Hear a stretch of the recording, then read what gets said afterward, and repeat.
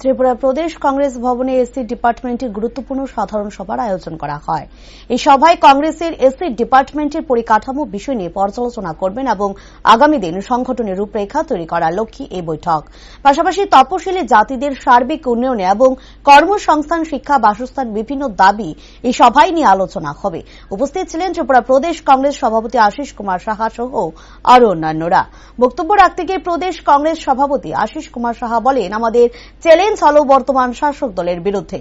শাসক দলকে পরাজিত করার জন্য সাংগঠনিকভাবে তৈরি হতে হবে। তিনি আরো বলেন, কোন দিশায় পরিকল্পনা গ্রহণ করে লড়াইয়ের সফল হওয়া যায় সেই লক্ষ্য সামনে রেখে কংগ্রেসের সাংগঠনিক কাজগুলি সম্পূর্ণ করতে হবে।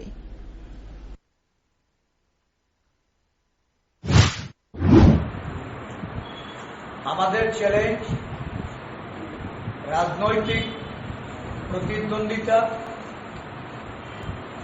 প্রতিদ্বন্দ্বী যে শাসক দল,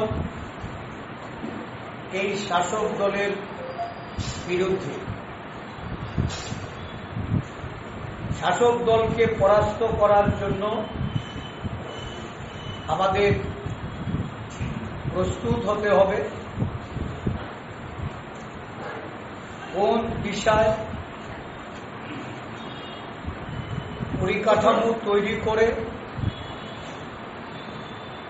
এই লড়াই সফল হওয়া যায় সেই লক্ষ্যকে সামনে রেখে আমাদের দলের সাংগঠনিক কাজগুলি সম্পূর্ণ করতে হবে।